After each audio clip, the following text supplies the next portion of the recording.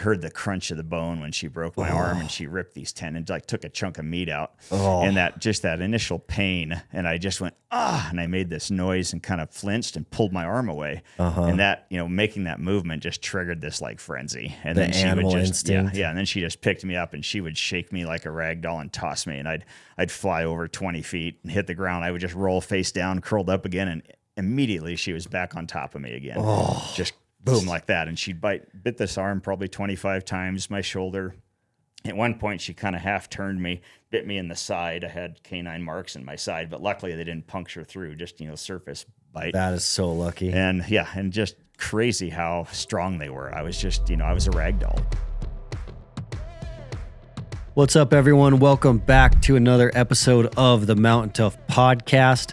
We are stoked that you are here diving into these episodes week after week. It is our goal to continue to bring you inspiring, inspirational, motivational guests that allow you to dive into your mental toughness and your mindset and help you live that abundant life.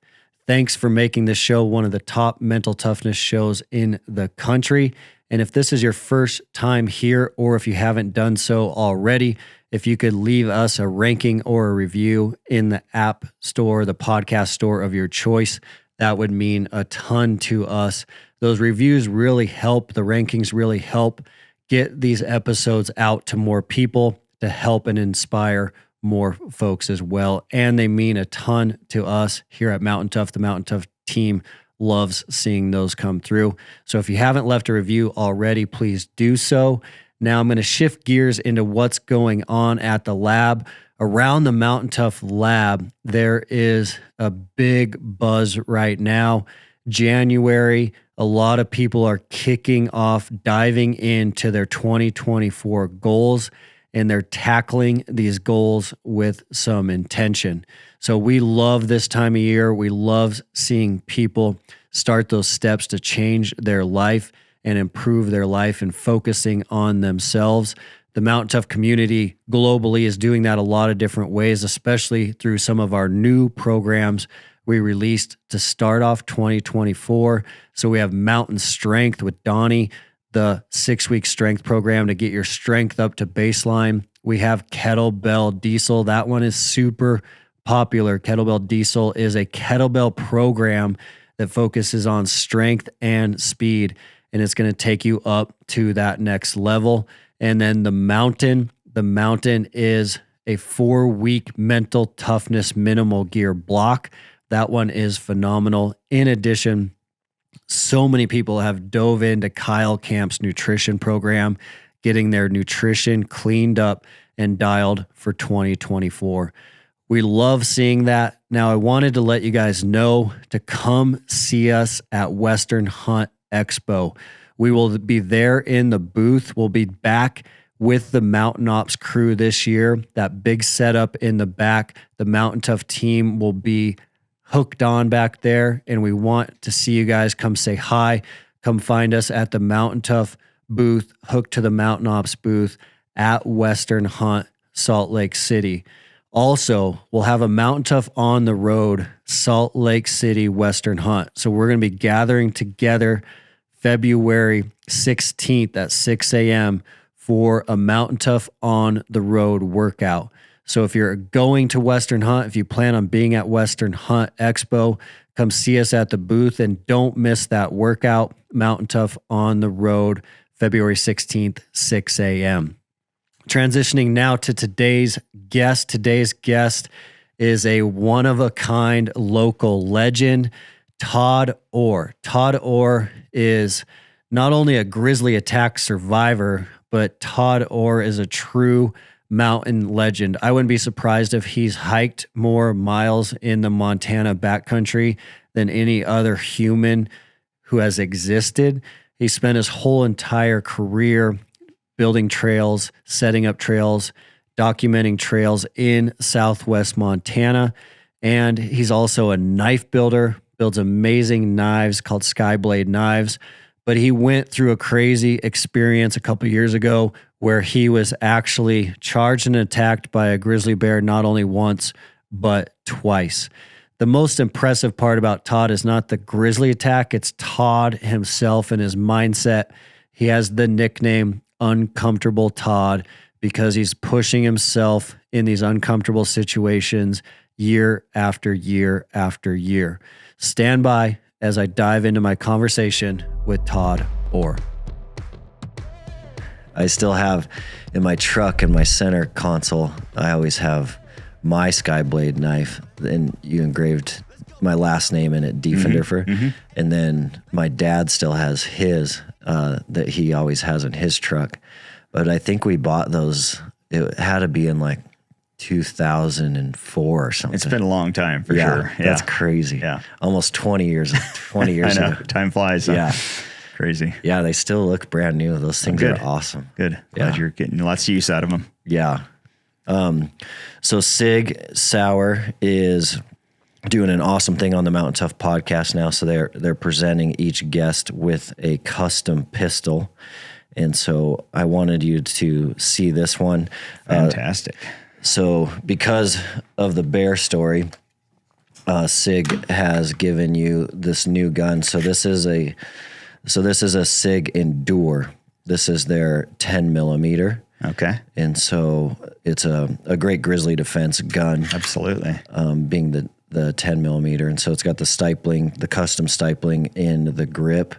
And then there's the Picatinny rail for light. Mm-hmm. And then they've customized the slide with the topographic lines, which is amazing. And then these have the sight plate so people can put a sight right on there like a red dot. Sure. And then they have the night sights as well. But that looks fantastic. But yeah, this is our gift to you. You can check it out if you want. Yeah. Yeah, the 10mm, Wow. The 10mm's really growing in popularity for Grizzly defense. Absolutely. Yeah. 10mm or anything, larger. 44 is what I've used a lot of, and then a 10mm as well. Yep. So, wow, that's very nice. Yeah, it's pretty cool. Thank you. Yeah. Thanks to Sig. That's incredible. Yeah, it's pretty amazing. I shot a bull elk with a 10mm years ago. You did? I did, yeah. That's awesome. Yep. Made a custom scope for it, a scope mount that I designed and put on there, and shot a nice 6-point bull with it. Then I went back to the 44 after that, but I just had to try it once. I know that's part of your legendary story is you've killed quite a few bulls with a pistol, right? 31 bulls with a pistol now, the handgun. Yep. Holy smokes. That is nuts. So you started doing that when you were pretty young.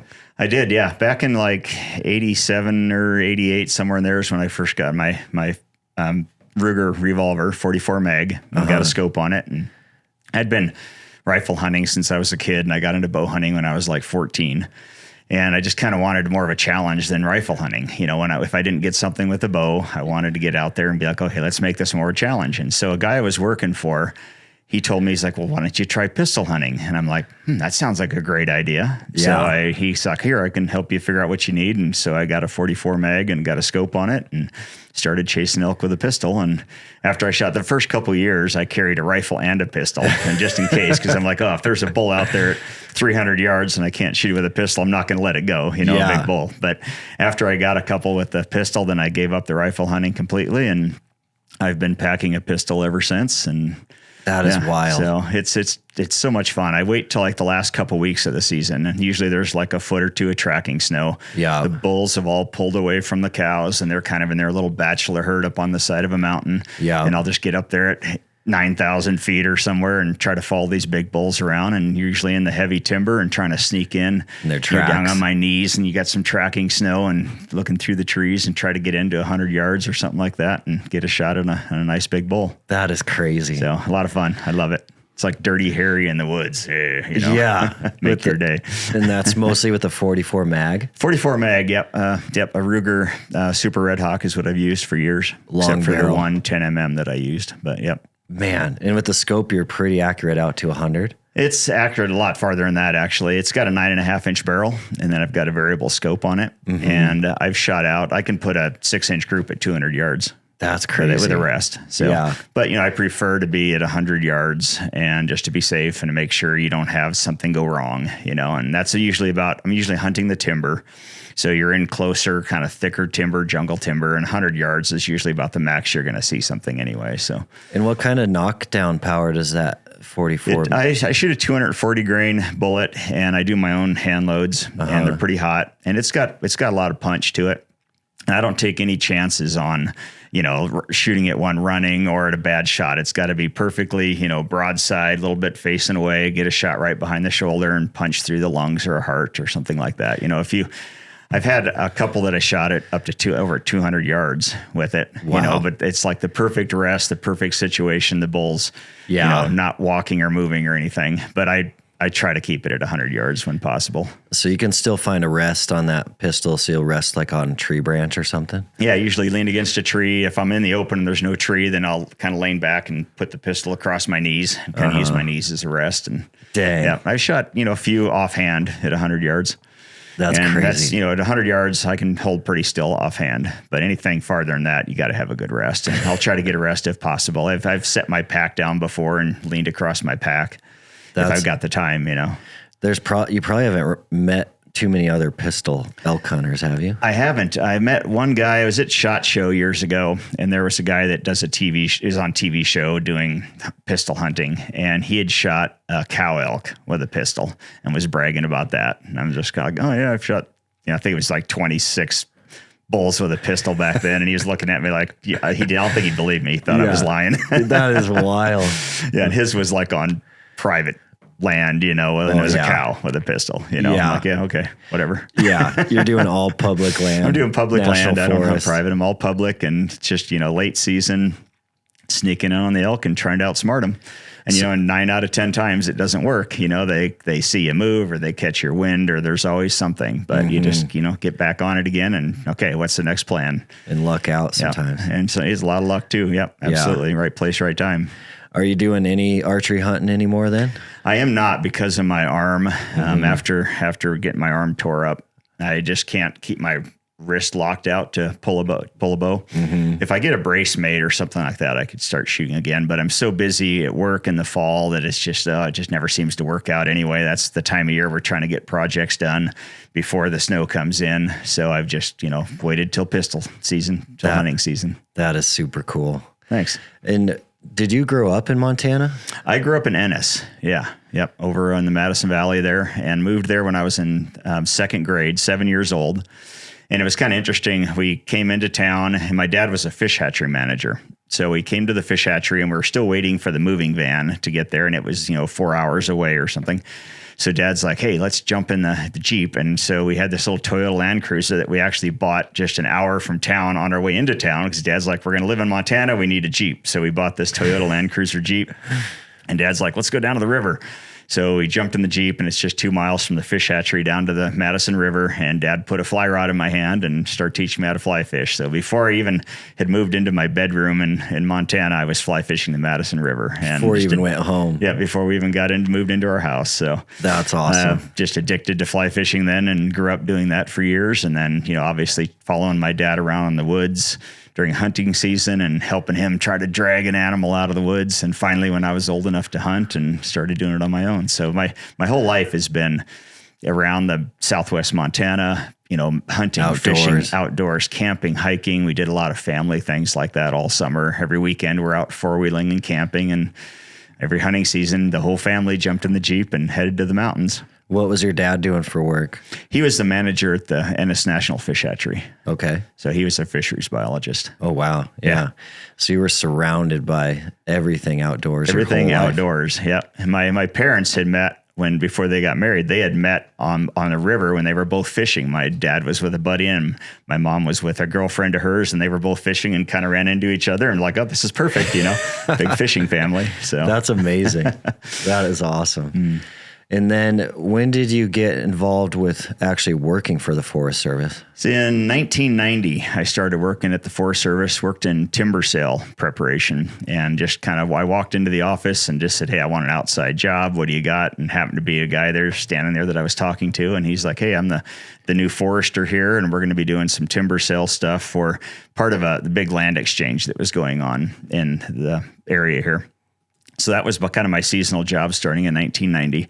And I worked for him for about 6 seasons, I think it was, and just 6 months of the year. And then in the wintertime, I'm building knives and on my knife business.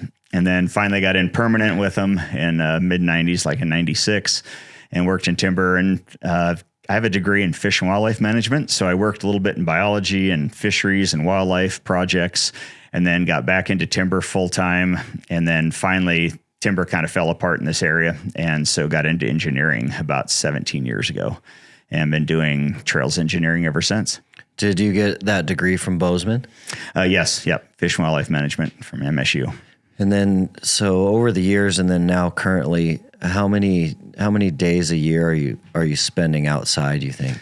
Well, my job, as soon as you can get to the woods, as soon as the snow melts and we have projects down low in the valley or just up in the foothills, I'll be out there in May usually and start working in the field. And then I go right until the snow's too much to do the work, to do the project or to see the terrain and the ground properly. So into November usually, sometimes a little bit later.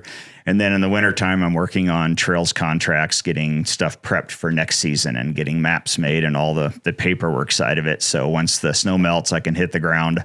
And I'm almost every day, probably 9 out of 10 days, I'm in the woods and usually doing 12 to 16-hour days. I can kind of work my own schedule as long as I'm getting the work done, you know, and it's like I don't like to drive an hour somewhere and then come back after 8 hours and wasting a bunch of time, you know. Yeah. So it's like I'll get up at daylight and hit the woods right away and be at a trailhead at daylight and hike all day until 9 o'clock at night and try to get back to the truck at dark, you know, and get a 16-hour day in and get be most efficient as I can with the projects out there. So you've hiked almost every trail in Southwest Montana? Well, probably not all of them, but a lot of them. Yeah. There's a couple I haven't been up, but most of the trails around here I'm pretty familiar with. And you're not really leaving Southwest Montana. You're staying in this region. Most of it's in this region. You know, the Custer Forest is now part of the Gallatin. It's the Custer-Gallatin National Forest now. And so our projects do reach all the way over to Red Lodge and clear back, to the eastern Montana. Even to that Ashland stuff? Yep. But there's not much for trails over there that need work. And there's a couple people over there that can take on what little maintenance projects there are. We're not really building new stuff over there or doing major reroutes or anything. So most of my work is, Cook City, Gardner, West Yellowstone, Big Timber, Bridgers, Crazies, Gallatin area. So that's some amazing country. Oh, it is. There's so much out there, and it's just so fun to explore and just seeing some new terrain. And most of it's cross country. When I'm working on a new trail system, I've have to get out there and it's cross country. You don't have any trail. There's no trail there to start with, so I'm just hanging flags through the woods and it's down into the canyons and up the other side. And all of a sudden you run into an elk, a bunch of elk bedded or something. Jeez. Or a bear or whatever. And you never see any people. I spend the whole day out there by myself and it's, crawling over the deadfall and through the jungle, and it's a workout for sure. But I love it. Just exploring off trail, basically. You're getting so many miles in every year then? Oh yeah. Anywhere from, 10 to 20 miles a day, just depending on the projects. I've had a couple days I was 30 miles, I think, working up in the Madison Range over here up Buck Creek, and I was doing 30 miles a day, and it was just driving a dirt bike in, parking, and then hiking down all day for 15 hours and coming out in the dark, and just nonstop hiking. No, don't take any breaks or stop and just following terrain. It's pretty much a dream job for you then. Huh? It really is for my lifestyle and what I've grown up. And, I just love exercise and being outside, and put those two together. It's perfect and get paid for it. And wild. Yeah, it's difficult working for the federal government, all the BS that goes on there. But, I just try to stay out of the office, stay away from the politics, and just get my work done, get my job done, have something to show for it in the end. Stay outside. Absolutely. Yep. Man, what are you carrying for a day pack? Are you just bringing a few things and some lunch? I just have a small Mystery Ranch day pack that I carry, and I just I don't ever eat anything during the day. I'm one of those people that I don't need the energy. I have this built-in energy or something. So I don't take any food. I just carry some water with me, and then just some survival things, that you might need out there just in case. And I always carry a PLB, personal locating beacon, just in case, because you don't have cell service in a lot of those canyons. And in case something does go wrong, I can pull that as the last resort. If I can't crawl my way back to the truck in like 24 hours, then I guess I got to pull the plug and get some help. But that's a last resort for sure. But yeah, just some basic survival stuff and bear spray and handgun, and just in case I run into a bear kind of situation, and just a bottle of water. And a bottle of water. That's wild. I don't eat during the day at all. I just eat like a pound of meat at night and I'm good to go. That's crazy. Sleep 5 hours, get up, do it again. Yeah, you're breaking all human science philosophy. A lot of people say that. It's like, God, you have like some kind of alien genes or something going on here? What's going on? Yeah, most people need carbohydrates for energy. Yeah, no, That's awesome. I eat a lot of protein, and I get average probably 5 hours of sleep a night. So is what my average is. I can get by on less, no problem. I don't get tired or anything. Just once I'm moving and doing something, I'm good all day. You might be an alien, actually. Or maybe, yeah. So how did you get into making knives? Well, back in 87, there was a friend of my parents over in Ennis, where I grew up, that was a knife maker, and he was in his 80s. And I was over there for dinner one night, and my parents had invited him to dinner. And so we're sitting there chatting, and he's like, "Oh, you should come out to my shop, and I'll show you how to make a knife." And I'm like, "All right." So I went out to his shop on a couple different weekends, and he was kind of showing me what to do to build a custom knife. And so I was like, "Oh, this is really fun. I like doing this." And he's like, "Would you like to work for me?" And I was like, "Well, I could use some extra money right now." And I was in college. And so I took that quarter off of college in the fall to just work for him and try to make some extra money to pay for school again. Yeah. And he was selling his knives at the Hole in the Wall Art Gallery there in Ennis. And so as soon as I started making these knives for him, then he quit doing it. And so I'm making all these knives. He's paying me like $6 an hour, and all the knives are going to the Hole in the Wall Art Gallery. And he would just sit over there every day by his wood stove and read a magazine while I'm working away for him, No and way. So, yeah. And then when I came back to college after Christmas, and I wanted to keep doing it, so I didn't even have a garage. I was in an apartment without a garage. So I had a buddy that had a garage, and I went in, kind of made a homemade grinder and got a bandsaw and started making knives on my own in this buddy's garage. And it was just like to sell one to a friend at school, some kid I'd meet in biology lab, and he'd want one for Father's Day for his dad or something, And so I'd make a knife for him. And so it was just a couple here and there. And then Bob, the guy that Bob Shoup was his name, that had taught me how to make knives, he just was too old, couldn't get his hands to work anymore. Okay. So he kind of just quit doing it. He couldn't do it. So the Hole in the Wall Gallery called me, and they're like, "Hey, we know you were helping Bob, last year. Would you like to, put your knives in our gallery?" And I'm like, "Sure." So I kind of had to upgrade some equipment, pick up my speed a little bit, and started making knives for the Hole in the Wall Gallery. And then the accountant for the Hole in the Wall Gallery was also the accountant for Montana Trails Gallery here in Bozeman. So then They called me and said, "Hey, we hear you're selling knives over there. We want some." And so then it kind of expanded to, I probably had a dozen outlets around the country that were selling my knives. And that was about the time you came up with your name. And then, I came up with, I was trying Big Sky Country, and I'm like Skyblade knives, So I kind of came up with that and started marketing it a little bit more. And I had, like I said, I had like a dozen outlets selling them, but they're taking 40-50% off the top. And I'm just like, geez, I'm not making any money here. So I kind of pulled some of that back, and I put some knives on eBay. And it blew up. People were like bidding above like my retail price, and I'm like, whoa, this is great, So all of a sudden I was 100 orders behind. I'm like a year's worth of orders behind. So I took them off of eBay and just tried to get caught up, and then pulled all my knives from the inventory in these other places that had them on consignment. Yeah. And just started doing my own thing and developed a website and just repeat customers, word of mouth, and random hits on the website. And then just kind of kept it going. And so now it's been going for 30 some years. Yeah, I started in 87, so like 37 years, I guess now, 36 years. Jeez, so, yeah, that is crazy. About the last 20 have been really busy.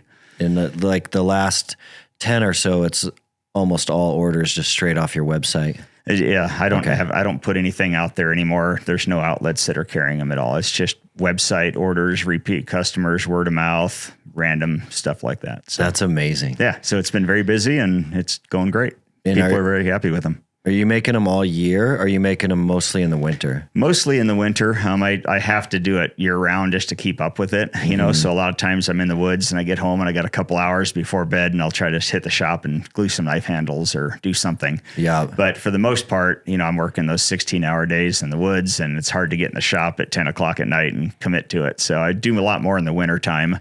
Have more time there, get out in the shop, try to get caught up before the summer season when I get busy again and have a good inventory going into the summer. And the fall and Christmas are usually my busiest time of the year for knife sales. Everybody wants a hunting knife or a gift for Christmas. So the last few months have been a little crazy. Oh, I bet. Yeah. And Skyblade knives, the two things that make them pretty unique from anyone else, kind of your niche is definitely the handle design or what you're using to make the handles, like the unique woods that you're using. I use a lot of different hardwoods, exotic hardwoods, and a lot of like box elder burls and maple burls and different woods. And a lot of the burl woods, you can add a dye to the wood. You stabilize the wood, which they put a resin in the wood under a vacuum, so it kind of seals the wood grain and the pores. And you can add a colored dye in there, so you can get a little bit of a color in the grain of the wood as well. So it kind of makes them unique and stand out a little bit if you want something more colorful, or a lot of just natural colored woods. And been doing that for many years. And your blade is definitely different than like some of the modern knives you see now. Your blade is like a harder stainless. Is that accurate? It's a stainless steel S35VN stainless made here in the US. Yeah. And it's made specifically for cutlery. And so it's a very hard steel that it's very strong, holds an edge well. So it's a little bit harder to sharpen than some, but super strong. Not impossible, but definitely holds an edge well and very strong steel. And I have a lifetime warranty on them. So if anybody has a problem, I fix it or replace it. Yeah, that's amazing. It works well. That's cool. Well, let's shift gears and go to the bear attack story, because I really want to kind of hear that kind of step by step and go through the kind of the days leading up to that and that day.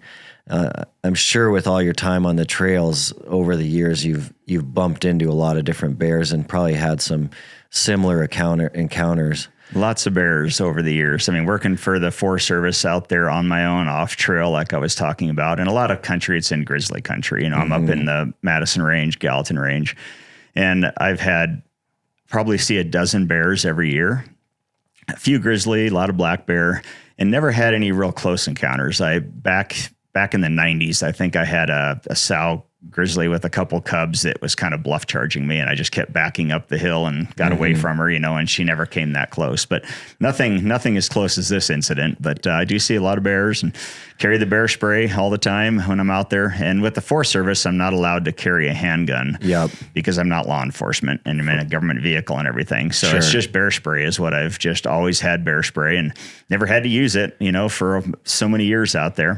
Man. And finally, there was one year up in West Yellowstone where I ran into a little black bear that was bedded behind a log. And I don't know if he was sleeping or eating on something, but I just came up around the corner of this big deadfall, and here he was, and he came up and came at me, and I had to bear spray him and right in the face, and then he just spun and took off, you know, but he'd clawed my Carhartt pants a little bit. Oh, is that I went close? Down on my back and sprayed like that, kind of went backwards. Yeah. Holy cow. But it was just a little, 80-pound bear, and he spun and was gone in a second. And that was kind of the start of this, oh no, okay, this could be bad out here, and so I always had the bear spray. But never had any other problems than that. Usually you see the bear, and 99% of the time they kind of wander off, or they look at you and then they just do their own thing, It does kind of show you the odds of the actual attack happening with how many miles you've had boots on the ground in Grizz country, where it's only happened, to you one time with that many miles, like more miles probably in the backcountry than almost any most human people ever would. Yeah. I mean, like 5 or 6 days a week at the Forest Service, sometimes more. And then my weekends, I'm usually out hiking as well, so a lifetime in the woods. Yeah. I mean, and it finally caught up to me, it's just the wrong place, wrong time. And, the odds finally caught up to me.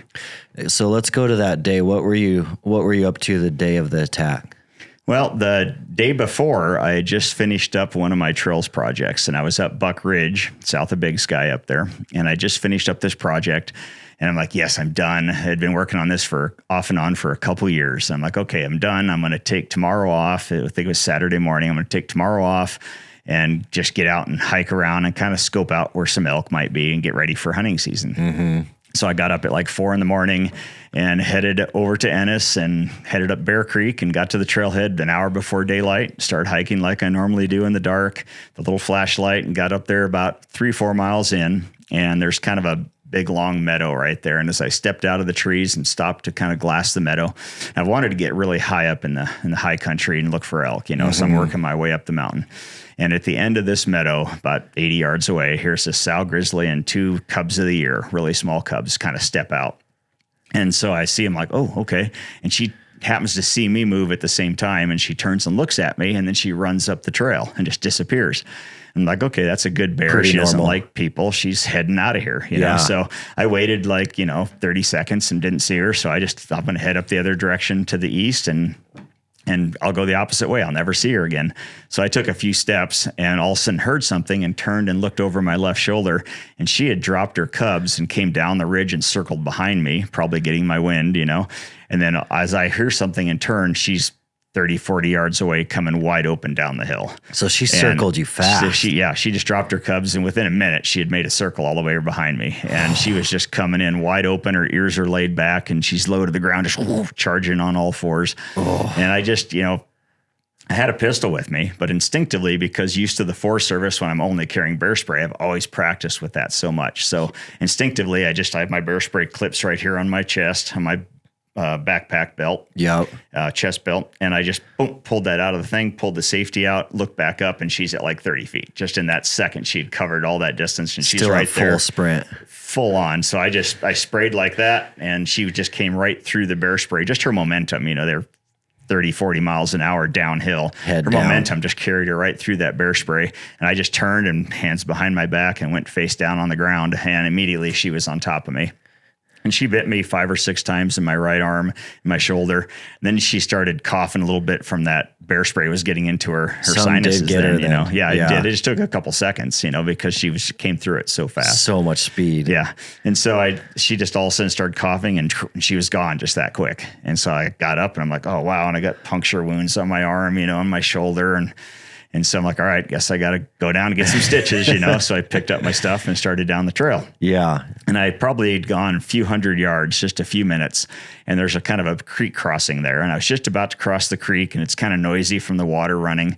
And all of a sudden I hear something, and I kind of turn, and just out of the corner of my eye, here's the bear again. And I think that is insane. I don't think she followed me. I think what happened is she picked up her cubs and came down the ridge, because there was a big canyon on the other side. And I think instead of crossing this big canyon with her cubs, she came down the open ridge, and I'm on the trail paralleling her basically. And so I think we just bad luck, randomly came back together again. She saw me down on the trail, attacked me. She recovered from the bear spray and attacked me a second time. That is terrible luck. She hit me. I was still standing, and I just turned like that, saw her. She hit me from behind and basically knocked me down right onto my face, into the dirt. Did you have any bear spray left? I did have some, because I'd only given her just one, squirt. 1 second blood, and then she'd been on me. So I did have more bear spray, and it was in my hand even, but it happened so quick. I had no choice to even do anything. It was just boom, knocked onto my face, bear spray's gone. And immediately I put my hands behind the back of my neck to protect my neck and my head and face, and just curled up in a ball face down. And the first bite was in this arm. And I heard the crunch of the bone when she broke my arm, and she ripped these tendons, took a chunk of meat out. And that initial pain. And I just went, and I made this noise and kind of flinched and pulled my arm away. And that, making that movement just triggered this frenzy. And then she would just, and then she just picked me up, and she would shake me like a rag doll and toss me. And I'd fly over 20 feet and hit the ground. I would just roll face down, curled up again. And immediately she was back on top of me again. Just boom, like that. And she'd bit this arm probably 25 times, my shoulder.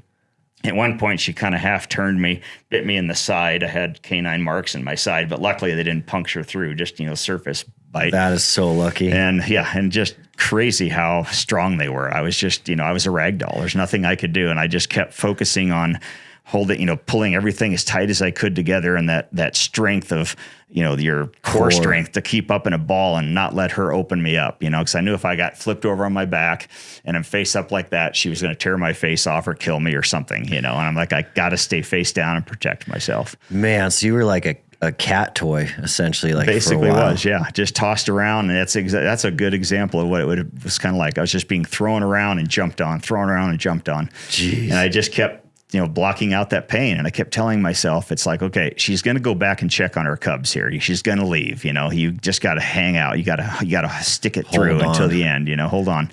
So I just kept telling myself over and over, she's going to leave. She's going to leave. Don't move. Don't move. And all of a sudden she stopped. And that was kind of the eeriest part of the whole thing is I'm curled up on the ground. She's standing on my lower back, and she's got her claws stuck in my lower back, just below my backpack.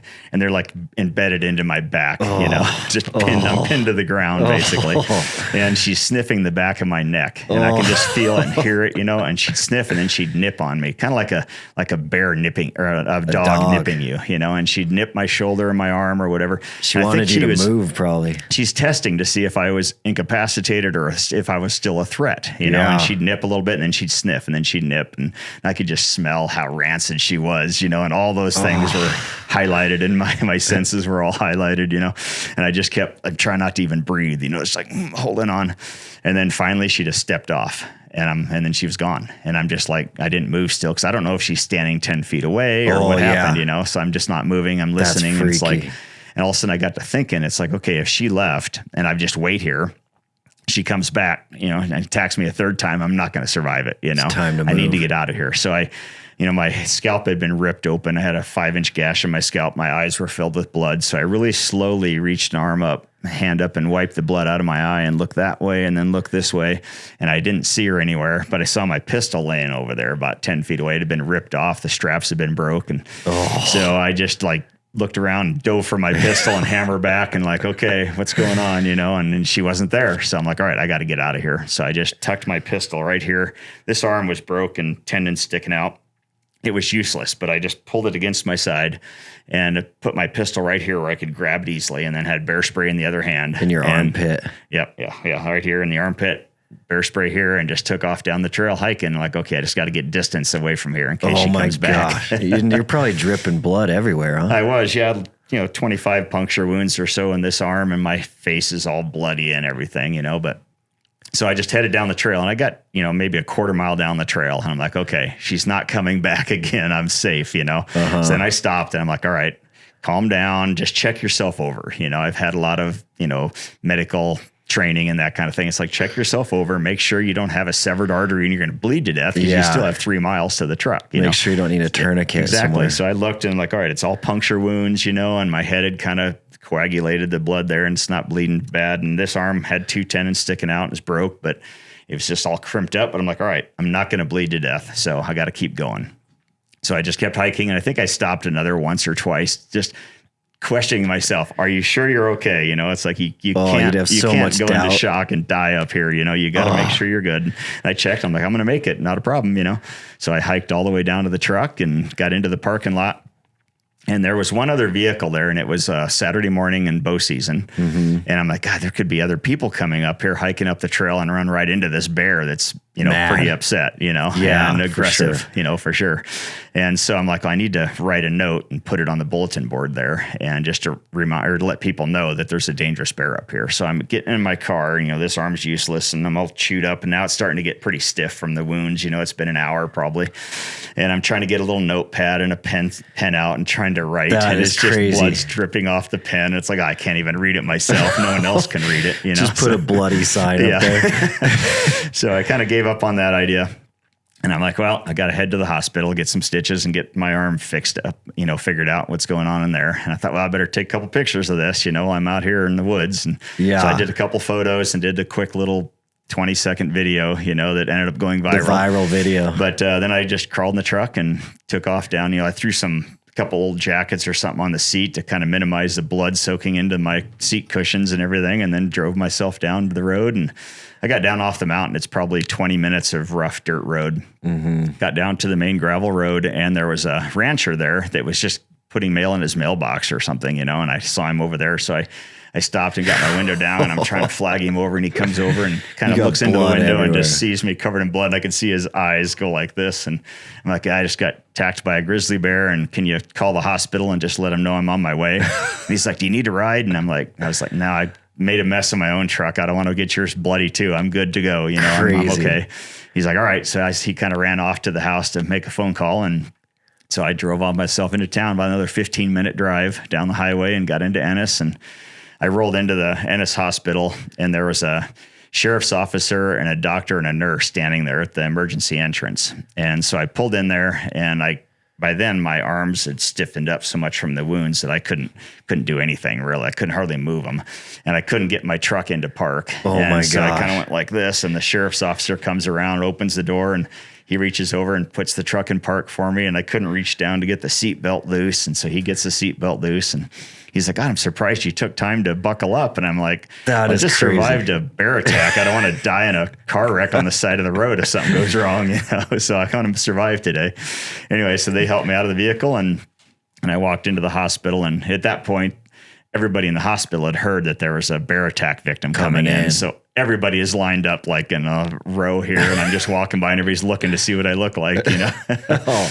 But they went in there and did some x-rays of my arm, and then, started putting stitches in, and had a doctor on one side and a PA on the other, and they were sat there just stitching all the wounds up in my arms. And the doc was like, yeah, you're going to have to go to orthopedic surgeon tomorrow and figure out what's going on. He's like, you got tendons sticking out, you know, and they just kind of shoved him back in and stitched over him to close it, you know? Wow. So anyway, they stitched my head up, and the gash in my scalp, where I think it was from a claw, had caught my head and just ripped my scalp open. It was kind of hanging over my ear. Did you remember that moment when that bear caught your face? I remember when my eyes just filled with blood. I don't remember feeling anything, pain or anything, but I'm just getting tossed around, and all of a sudden it was just like someone dumped a whole thing of blood on my head. You know, just my eyes all of a sudden filled with blood, and you feel that warm blood running down your neck. And so I remember that part of it, but I don't remember any pain. That kind of shows how sharp their claws are, where you didn't get like a pain response from that. Yeah, just opened me wide open. But, you know, my adrenaline's going, and I'm in that like block out the pain mode, so I don't move and scream or whatever too, you know. So I was in kind of the right emotional mode to like block that out, which probably made a difference too. I remember the pain of the first bite when she broke my arm. That was excruciating. You felt the crunch. Yeah, and I heard that crunch and everything. It's like, and then everything else, I don't really remember pain at that point. You're into this different mode, and you're just like, you block it out, and the adrenaline's going. And I knew that to survive this, I had to block out that pain, or I had to ignore it or something, because you just, you know, if you just sit there and start screaming and fighting back, she's going to keep doing the same, you know, and fighting back and fighting me. So I knew I had to block it out and be motionless. And so I don't remember any pain after that until hiking out, you know, and everything kind of, the adrenaline wears off, and then my arm's all crimped up, you know. Oh, man. So were you getting a lot of pain on the hike out, and then the truck ride in? Everything was starting. Yeah, at that point it was pretty bad. This arm mostly. I mean, these are puncture wounds, you know, you feel it, it's numb, kind of hurting, you know, but it was nothing like the left arm, because I had a bunch of nerve damage in here and 2 tendons sticking out, and it kind of crimped up. This whole wrist was kind of curled up like this, and it felt like my arm was in a vice. So it was pretty bad. Yeah. But everything else was like, that's nothing compared to this arm, you know, so that was the worst part. Do you remember what you said in that viral video? I just kind of talked about, you know, my eyes are good, my face is good, my internal organs. It's like I didn't get ripped to pieces. I'm going to survive this, you know. And I kind of just mentioned something like that, and then, you know, it's like, you know, I had bear spray. It didn't work, but it helped, you know. And you know, you got to have. And I had the pistol with me, but I just, you know, didn't get a chance to use it. I was so used to pulling the muscle memory of pulling that bear spray, and I was ready instantly with bear spray just in case, and didn't expect an actual attack. It was like, it'll be a bluff charge, you know, but I'll be ready just in case. And boy, it was the real deal. Man, yeah. And thinking about it now, it probably would have been, you know, quite difficult to get a shot with her coming that fast. Yeah, I would have had probably one shot. Had I pulled the pistol, I'd had the same amount of time pulling the pistol as pulling the bear spray, probably, you know, pulled the pistol and had 1 or 2 shots, and she'd have been on me probably still, because that probably wouldn't have stopped her just with her speed and momentum. And whether I would have had a kill shot or not, I don't know, or a shot that would have turned her. I mean, you never know. Every animal's going to be different. Just the bang might have spooked her, you know. For sure. Or I might have just Made her mad. Put a round through her shoulder, and now she's fighting for her life too, and she's going to kill me no matter what, so you never know. It's just one of those things. And, now I practice, I always carry the bear spray and handgun, and I practice pulling both of them and locking my wrists together and just having either one available, whatever I think I'm going to need. If I need bear spray, if I think it's just kind of a bluff charge or warning, and if it's a full on thing, I've got the handgun as well. So that's interesting. Yeah. That's what I've been trying to practice more with, doing that. In the bear spray, she got a little bit of it with the coughing, and then it wore off fairly quickly for her to come back at you again. Maybe she just got like a small dose. Yeah, she came through it. It put out a big cloud, but it took her a fraction of a second to be through the cloud. Mm-hmm. So one little bit of whiff, or it was in her eyes or in her sinuses. Bears have the best sense of smell of any animal, so their sinuses are very sensitive to that. Yeah. So she got just enough in there that all of a sudden it started bothering her, and her adrenaline's going, I'm sure. So kind of like me, she's blocking it out and chewing on me, and all of a sudden, okay, this is uncomfortable. And so she took off. But, that kind of a situation like that, it helped, it turned her, and she left the scene, but it wasn't 100% because most bears are going to stop. They bluff charge, you spray, it's all over in the air. They smell it and they're like, this is horrible. I'm out of here. This situation was different with her speed. Wow. So, yeah. Did you ever consider checking your cell phone for service for 911 or pulling that emergency beacon?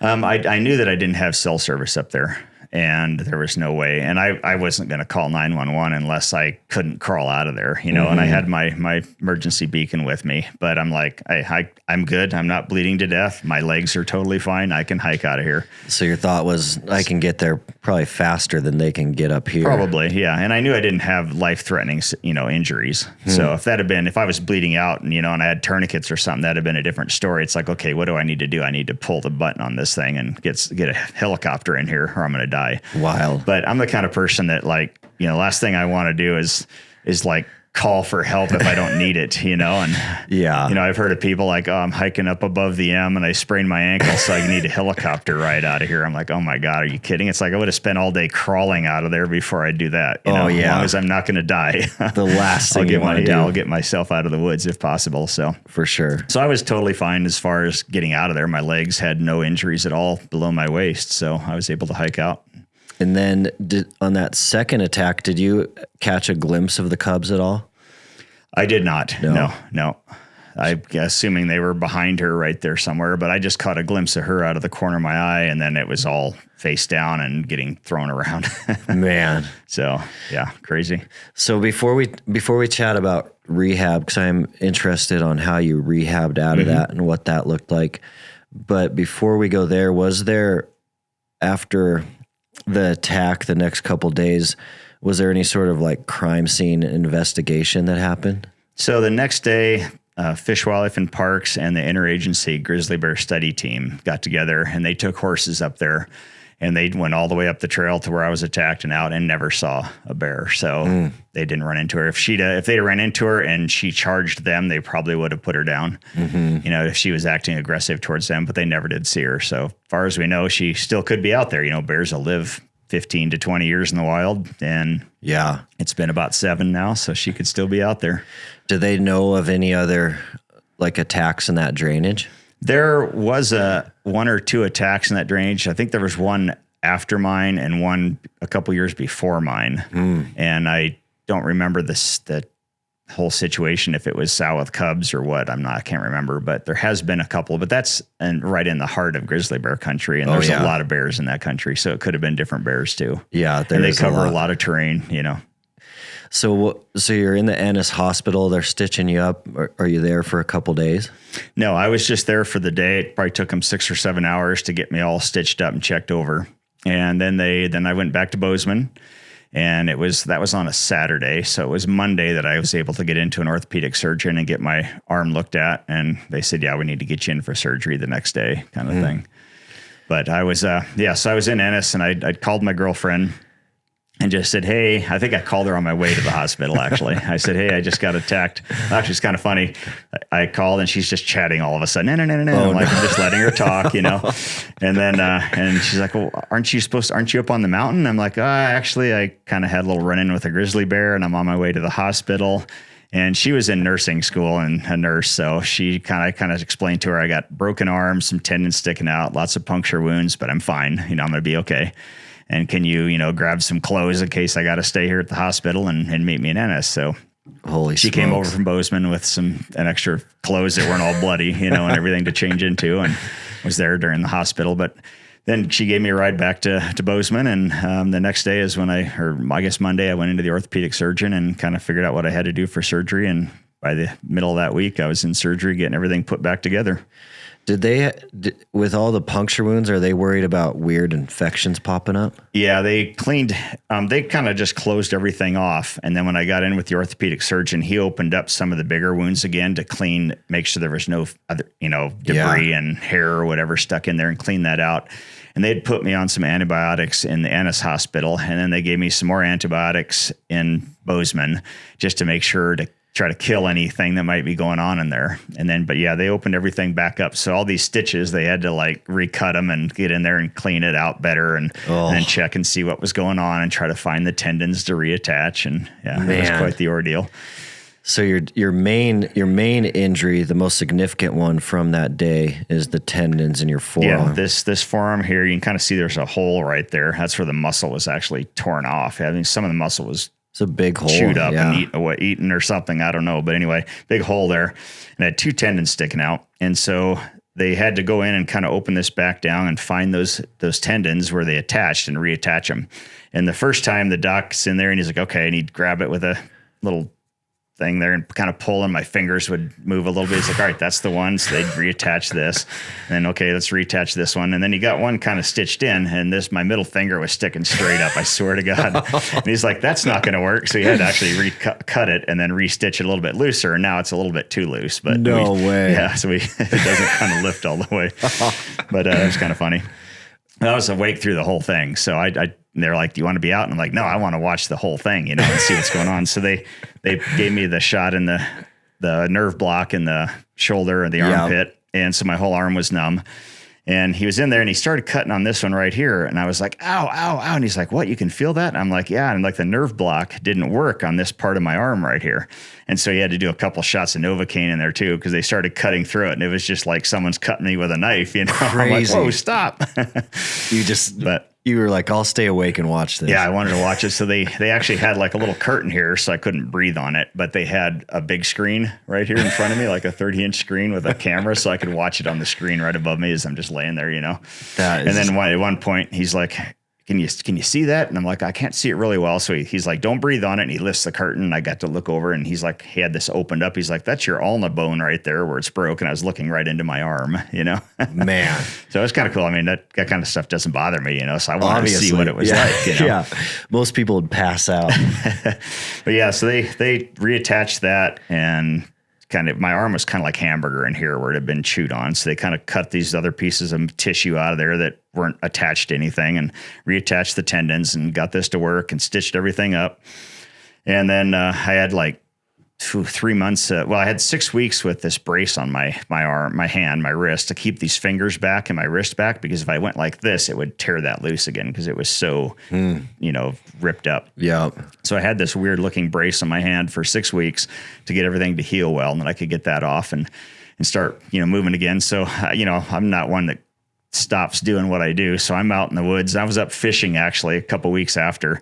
I've got this brace on. I'm trying to fly fish, with this brace on one hand and trying to cast and get the line in somehow, So it was a little difficult, but still getting out there doing that kind of thing, What about your scalp? Did they have to stitch all that up? They stitched all that back up. I don't know how many stitches, but they had stitches and staples in my scalp. And then, the hair grew back eventually, and, you can't tell it all. Yeah, you can't tell. There, if I eventually, when I go completely bald, I'm sure it'll show up. I thought about I should just shave a strip there and show this big 5-inch scar off. That would be awesome. That would be a sweet haircut. Yeah, there you go.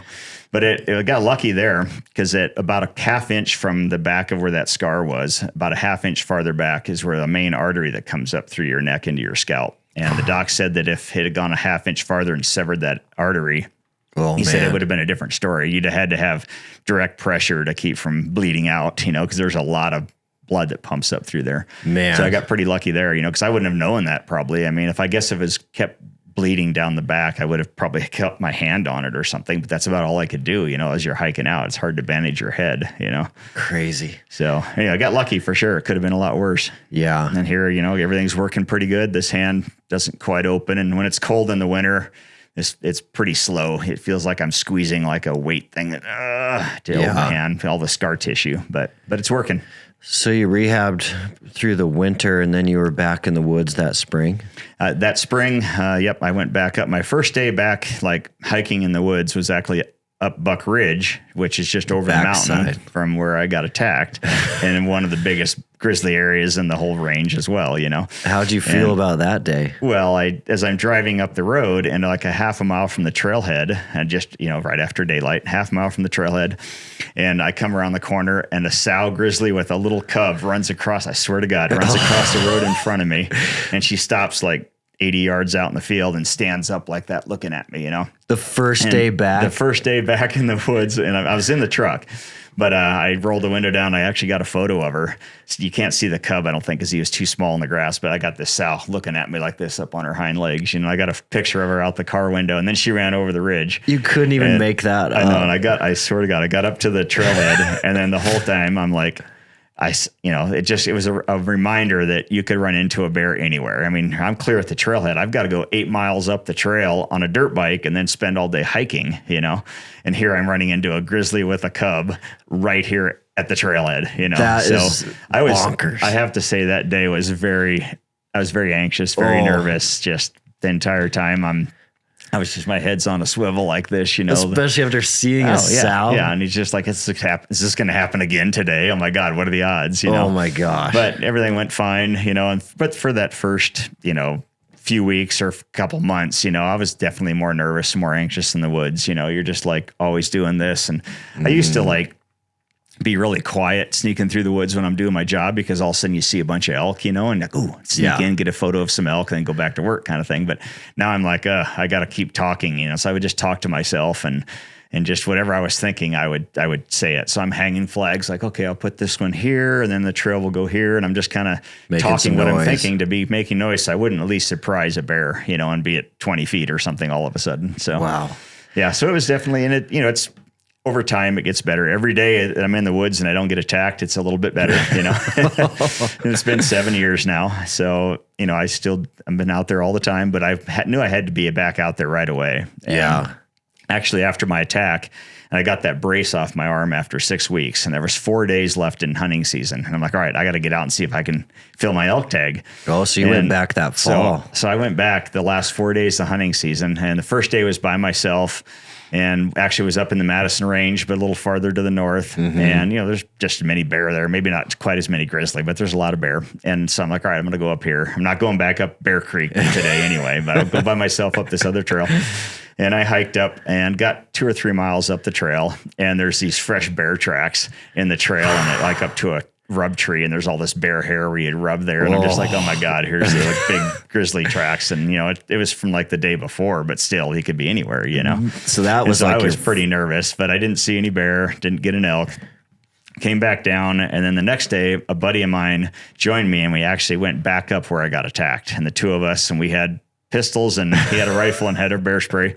And we hiked up right to where I was attacked, and I stood right in the same spot, and I told him the story, and he's like, oh my God, the hair standing up on the back of my neck, And, man. And we kind of just hunted together, hiked around, looked around, just being out there.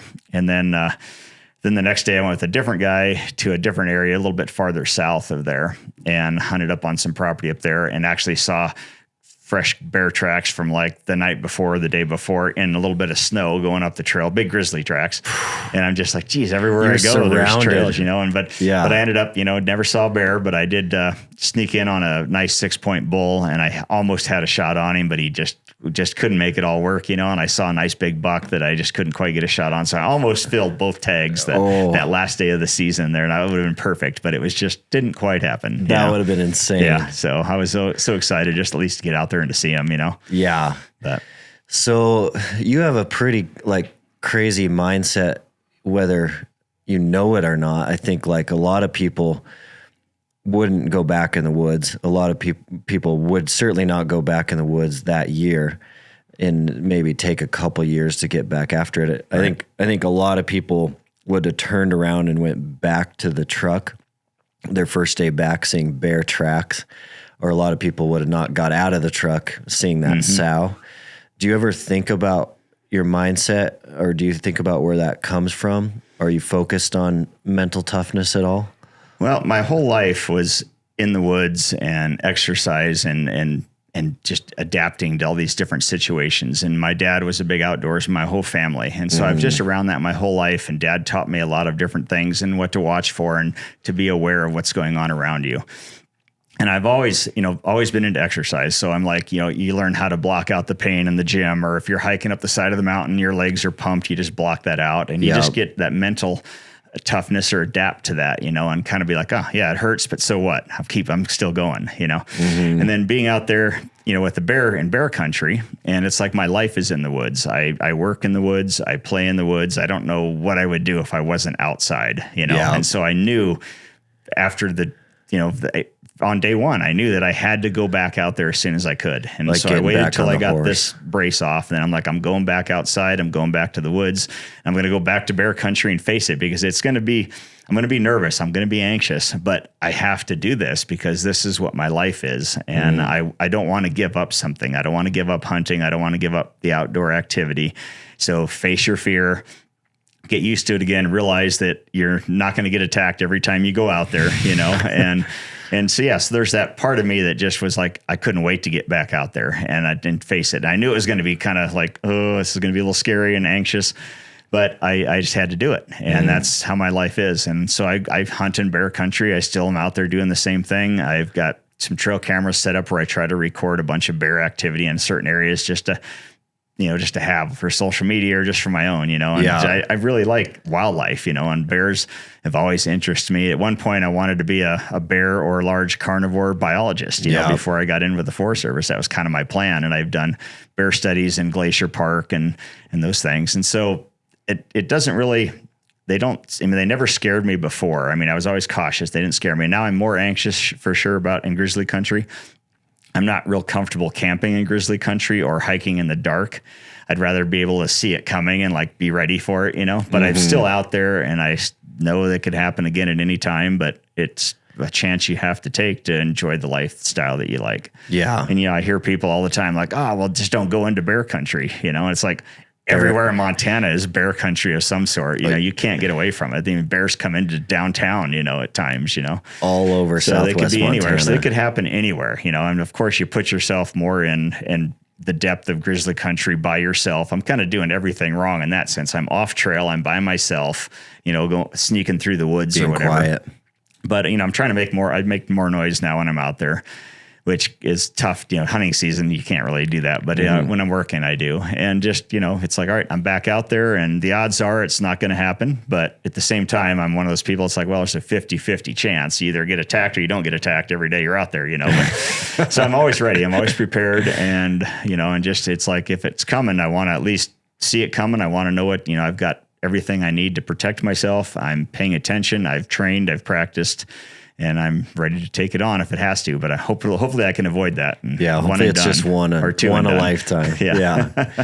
Are you a believer that these bears aren't out looking to kill humans? They're just protecting their young, or they're getting surprised and going to that protection reflex? Yeah, there's seems like there's 3 different situations. It's a sow with cubs that can be a problem.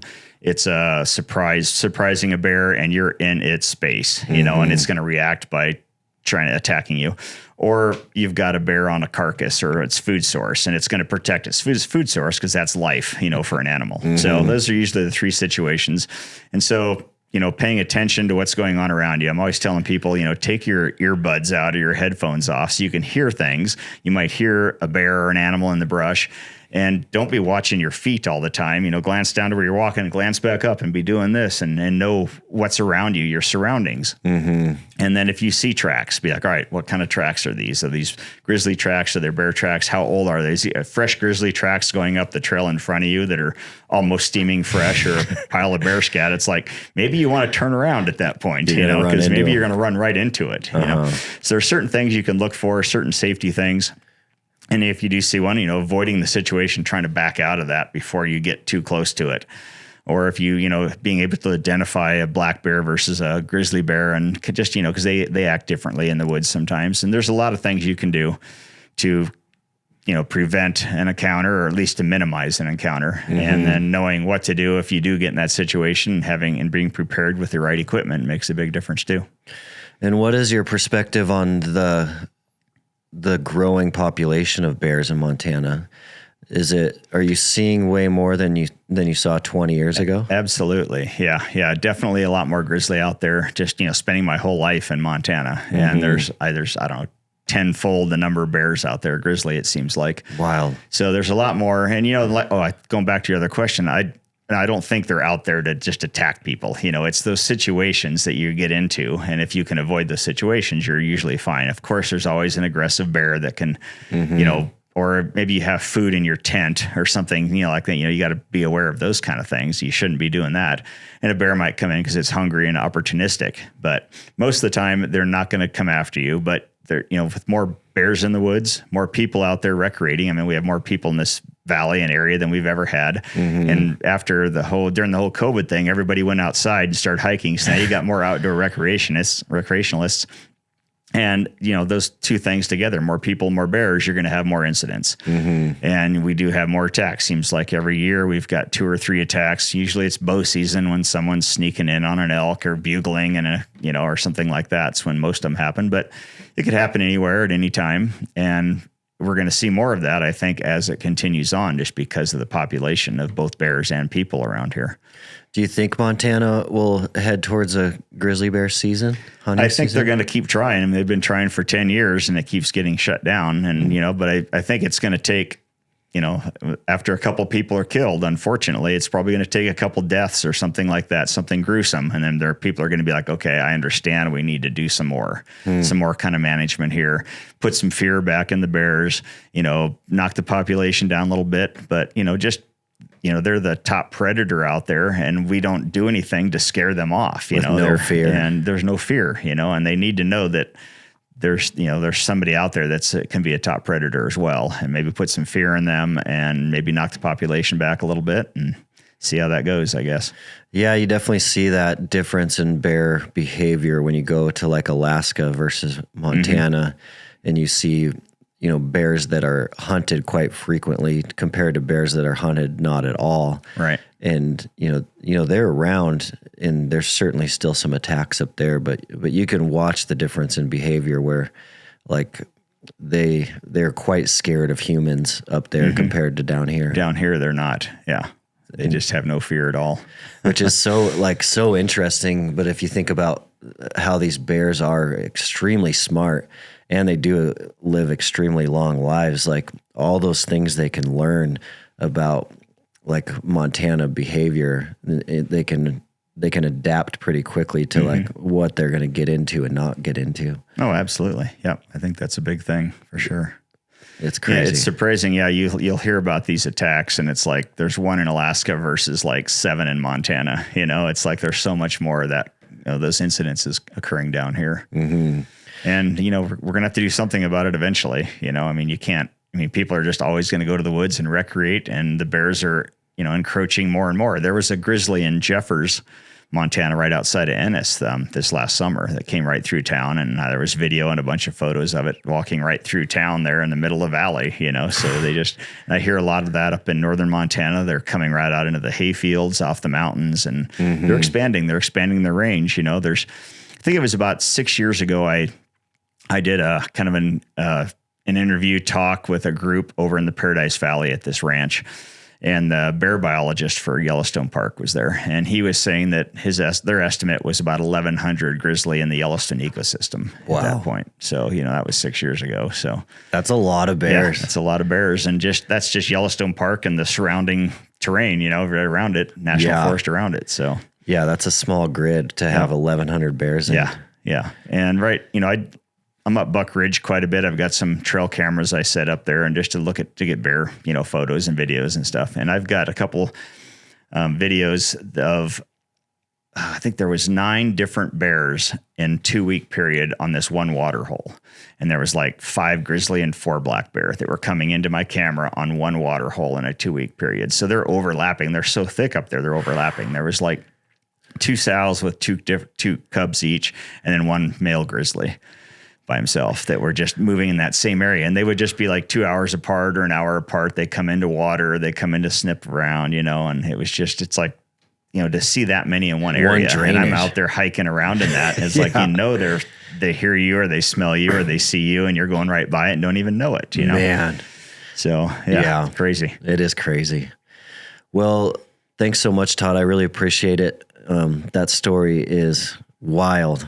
I cannot believe that story. Thank you. Yeah. It was something I hope I never experience again, but I'm just very, very thankful to be here to share the story. Yeah. We're really thankful as well. I mean, it's crazy you came out of that as good as you did. I know you went through some serious injuries, but it could have been so much worse. Oh, absolutely. Yeah. When I see some other injuries that people have had, or that guy that was attacked this last year, this fall up there in Gallatin, and got his face tore up really bad. And just like, I'm very lucky that it didn't go to that point. It was my arm got tore up pretty good, but it's working. So, man, do you feel like you are the type of guy that doesn't really ever want to retire? You want to just hike in the woods as long as you possibly can? Well, I wouldn't mind retiring to get out of the federal government, but I will spend my life in the woods for sure. And maybe it won't be doing that, but it'll be doing something out there. And I'm going to go as long as I can. I'm big into the hiking and exploring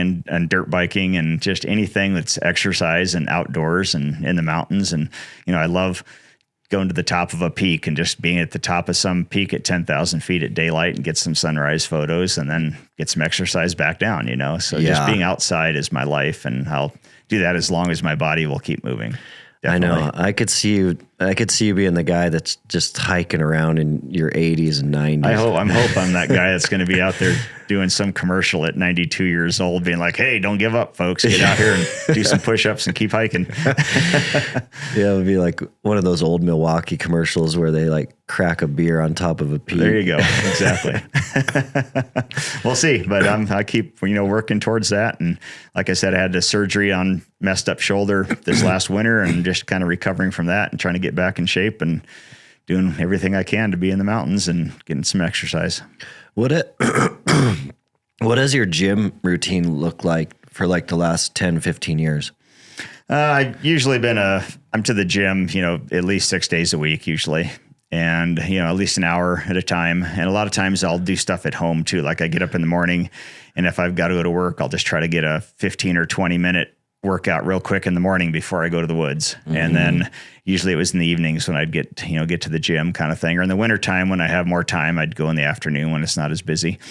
But my whole life has been exercise. I remember back in the 90s, and I was working in timber at the Forest Service, and we were doing 10-hour days from 7 to 5:30 or 5 every day.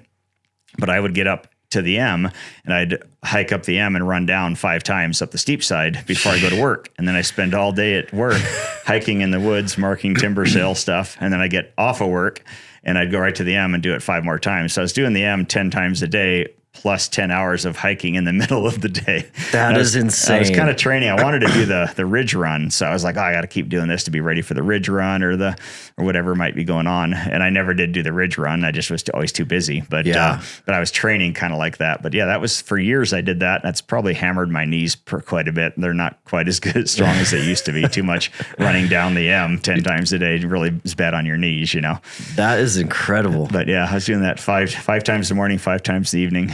So But but I try to get to the gym, do stuff at home whenever possible, sit-ups or push-ups or some light weights or whatever, and then gym when I can. And then just hiking, all the time out in the woods during the day. Summers are great, summer and fall for me, because I'm getting exercise at work, which I love. And, all day long. But I've just been one of those people, you do it your whole life, even if you're not in that good a shape. I'm definitely not in the best shape right now. I need to, because after my whole winter of, being laid up with a surgery, I need to get in better shape. But I could still go out there and do a 20-mile day, and I don't have to stop and take breaks. And I think it's a lot of it's a mental thing. It's just like, you learn how to block out that little bit of pain or the uncomfortable thing, And everybody always calls me Uncomfortable Todd is kind of my nickname. It's like people, because I don't mind like sleeping on the ground. I don't mind, the exercise or the pain or whatever. And it's like, parking. I go to the store to get groceries. I don't look for the close parking spot. I purposely park at the back, because every time you get just a little bit of exercise, maybe it's only a 2-minute walk, but every couple minutes add up. And it's like, that's what keeps you moving, especially as you age. Yeah. You got to keep moving. You got to keep strengthening your muscles and keep your joints moving, your body moving. And so I'll purposely park and walk farther. And everything I do in my life, I kind of like, it's like, that would be easier way to do it. But if the apocalypse comes, I'm going to be prepared, because I can learn, I've adapted to going through this situation, and I'm not going to be panicked if I can't eat, or if I only have to eat once a day, or if I, whatever it might be. I love that. That's kind of just how I've always been. So I get a lot of people make fun of me over that. It's like, oh, geez, Todd, have some comforts in your life. And I'm like, I don't need that. I feel better if I'm out there getting some exercise than to be sitting relaxing, That is awesome. Because it's so good too, because like as a society, we've gotten so soft. Oh, absolutely. Yeah. You read about like the Jim Bridger days, you read about the kind of World War II days, anything like that, any book you read related to anything like 100, 200 years ago, life is so incredibly soft right now. Oh, absolutely. Yeah. Those people went through so much just to survive. They had to go through so much more. And most people nowadays, especially the younger generations, they have no idea what that would be like. If they had to shut their phone off, they'd be lost and they couldn't function, Yeah. And it's like, man, get outside and go do something, and something that's good for your body. I just think the health of people nowadays in this generation, there's still people that exercise, but there's so many that by the time they're in their 40s or 50s, they can't even function hardly, because they've not eaten healthy. They've not exercised. They never get outside for fresh air or for a workout. Yeah. And that, they're just going to, if it wasn't for medicine, they'd be dead already. A lot of them, they're just staying alive because of medical things. It's like, man, you got to get out there, and I'm just going to go as long as I can and do everything I can to stay in shape and hopefully have a long life. And how old are you this year? I'm 57 right now. That is pretty insane. I was like 24 yesterday, 57 today. Time flies, man. It's crazy. But for 57, you definitely look more like 41 or something. So thanks. After being attacked by a grizzly. So you're doing something right. Well, thank you. Appreciate that. But that's awesome. Yeah. I a lot of it's just staying in shape and being outside, I think, and, just doing everything I can to enjoy that and continue on. I don't see my life changing at all in the near future. So that is amazing. I spend a lot of time in southern Utah. I love the desert, and get down there and explore and hike and dirt bike and that country, especially in the wintertime when it's nasty up here, try to get down there. And I just get down there and do a 12-hour day out there in the desert, just exploring some different terrain and cliffs and canyons and just anything I can do to get outside. I love it. That's cool. Yeah, you're hitting all the elements, because you're getting the exercise, you're getting the vitamin D, and then the outdoors, what it does to us psychologically is a game changer. Yeah, I always tell people when they're like, oh man, I'm just kind of depressed and, in this cold winter and whatever. I'm like, man, just get outside, exercise and outdoors. Like, even if it's a 5-minute hike or a walk around town, just that fresh air, looking around, get out of the house, and do something. And then anytime you get an exercise, people are like, oh, it hurts so bad or it's tough. And it's like, stick with it for a couple weeks and you'll get addicted to it. You know, Oh, and yeah. once you start getting that feeling of a workout and the adrenaline rush and just all that stuff flowing through your body and the pump. And it's like, then you can't wait to go back and do it again, you know? And then after you start seeing results and you start feeling better and like, oh, I have all this more energy and I don't have to sleep as much, or just everything changes, you know, and I think it's all keyed around outdoors and exercise, in my opinion. So. It's amazing. Yeah. A body in motion just stays in motion and becomes a lifestyle. And it is quite addicting. And you feel so much better in everything you do. Like work, everything. Your brain is more focused. Absolutely. It's a game changer. Yep. I completely agree. Well, thank you, Todd. Thanks for coming by the lab. Thank you. Really appreciate it. Appreciate your time. Hope you enjoy the 10 millimeter. That's amazing. That's awesome. Yeah. Can't wait to get out and shoot that. Hopefully you never have to use it on another bear. Hopefully not. Yeah. Thanks, Todd. Thank Appreciate you. it. Thanks so much for listening. That is an insane story from Todd. There's so much to unpack there. There's so many ways to peel that story back. Not only the bear attack, but the way he was able to remain calm and collected through that whole experience just kind of blows my mind. It makes me think of the book Deep Survival, where our best chances of surviving are to have this deep, deep library of core experiences to draw from. And Todd certainly amplifies that, where he didn't panic. He didn't panic at all after that attack. And he was able to stay calm and collective because he's had so many hard experiences in the backcountry, so many experiences year after year that led to that day. That's a phenomenal story. But my favorite part is really Todd's mindset. He does things the hard way. He's not looking for any shortcuts in life. And he's doing the physical and mental things right. He's keeping his mind and body sharp by training, lifting weights, spending time outside. And it is amazing when you sit with Todd here in person. He looks about 20 years younger than he actually is, even after being attacked by that bear twice. He is a true inspiration. And the stories around him killing bulls with that pistol are mind-blowing. If you've ever archery hunted elk, rifle hunted elk, to think about how many bull elk he's killed with a handgun within 100 yards is insane. He is a true mountain legend, and there is a lot to take away from Uncomfortable Todd. Thanks so much for being here today, Mountain Tough, and we'll see you on the next episode.